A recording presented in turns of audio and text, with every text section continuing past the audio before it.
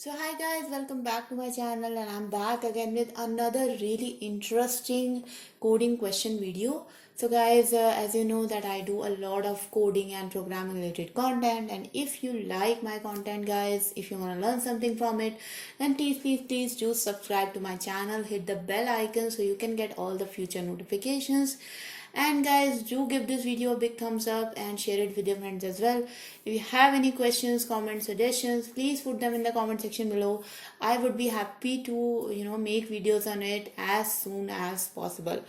Now without delaying this video any further, let's get started. So I'm going to keep this video really short guys, because this is actually a very easy and simple level question, and although it is really important because it deals with the topic of bit manipulation. So yes guys, it deals with bit manipulation, and let's get started with the problem statement first. So guys, problem statement is pretty straightforward. We are basically given a number, and the number will not be given to you like this guys. Number will be given to you as an integer. So this is just a binary representation of that number, and we have to find out the number of ones in that number. So basically you can see that this is a binary representation of, I think, 4 or 11. Anyways, I don't know that, but definitely you can see that there are 3 ones here and the output is 3. And if you read the entire note here guys, I will not read it out loud, I will just explain you. So basically guys, we can say that the number which we are given is an integer number, and it's basically could be unsigned integer. Okay, so there is basically, it could be minus value, it could be plus value. So there is no such thing like that in which we have to take care of this sign of the integer. We basically just have to convert this number, or to convert the integer into its binary form, and then what we have to do is count the number of ones in it. Okay, we don't have to basically care about the sign of that integer.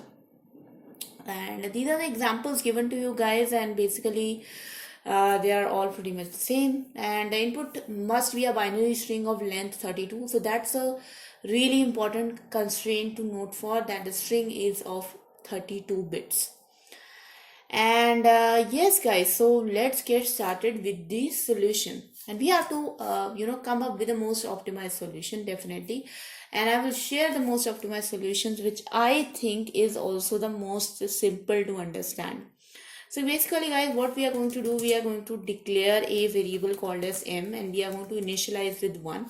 So if you know the binary representation of 1, it is represented as 0 0 0 0 0. So basically 31 bits of 0 and then 1. Okay, definitely this is not 31, but assume that there are these 31 bits, and in the end if we have a 1, then that basically represents the integer value 1. And the next thing which we are going to initialize is definitely the sum part, and let's initialize it to 0. And now what we are going to do is we are going to run a loop from integer I equals to 0 to I less than 32, I plus plus. Why 0 to 32 guys? Because definitely we know that this number is at least 32, is not at least, this number is exactly 32 bit. Okay, so the input is a binary string of length 32. So that's why I'm going to run a loop from 0 to 32. Okay, so guys, that is about this, and what we can do here is just going to AND this number with our n number. Okay, what does AND mean? So let's just first understand the AND gate. And the AND gate basically means guys, if you AND 0 with 1, you will get 0. But if you AND 1 with 1, then only you will get 1. If you AND 0 with 0, then also you will get 0. So basically only if there are 2 ones in a place and you are making them an AND gate, then you will get 1, otherwise you will not get 1. So just imagine if we have a number like this, right? And if we are ANDing this with a number like 11000, let's take this number and just add some ones into it. So let's say if I am ANDing this number with this number, what will happen, guys? Eventually we will end up with this exact number. Why? Because the last one, only the last one will survive this and rest all the digits will become 0, because all the other digits in this number, in the first number, is 0. So guys, if we continue to AND m, so what I will do, if m and n is not equals to 0, and why I am making not equals to 0, because if you are ANDing it and you are obviously ending with some number, it could be a negative number also. So obviously we are going to compare the integer value, we are going to compare the decimal value. So that's why I am checking if it is not equals to 0, and then if it is not equals to 0, just increment the sum to sum plus 1. And after that, I am going to shift this 1 of m to this place. How you can shift the 1? You can do the left shift operator, ampersand,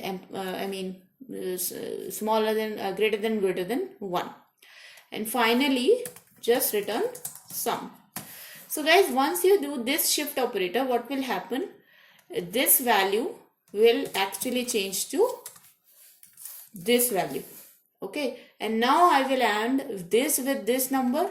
So what will happen? All the other digits will become 0, and because we do not have 1 here, so that's why the whole number will become equals to 0, and we will not go inside this if, and that's how we will count all the ones.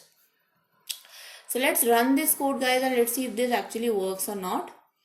And okay, sorry. So there is definitely error here because I did this and I didn't assign this to him. So m equals to left shift n, and now it should work, I guess. And yes, guys, this actually works, and you can submit this also. And yes, guys, this is accepted. And if you click on more details, you will see that yes, this is a acceptable solution. The runtime is really acceptable because you are only running the loop like 32 number of times, and 32 is pretty much acceptable. The memory usage is also pretty much acceptable. So I think, guys, this is a really optimal solution for this, and it is very simple to understand as well. But if you do go into the solution part of this question, you will find out some other solutions as well. Let me know in the comment section, guys, if you find some other solution better than this one. I found this the best and the simplest to understand. And that was a video, guys. It was a short and sweet introduction to kind of bit manipulation, and I hope that you guys learned something from it and your coding practice became a little bit better. So guys, if you have any questions, comments, suggestions about my coding videos or any of the other content you want me to make, please put them in the comment section below. Give this video a big thumbs up, and please share it with your friends as well. And again, in the end, I request you guys to do subscribe to my channel and hit the bell icon so you can get all the future notifications. And thank you for supporting me, guys. And there won't be any video tomorrow, but I do post here every day from Monday to Friday. But tomorrow I'm not here, so I won't be able to post anything. But I hope that you will enjoy all the other videos that are already there on the channel. So thank you so much, guys. Until next time, bye bye.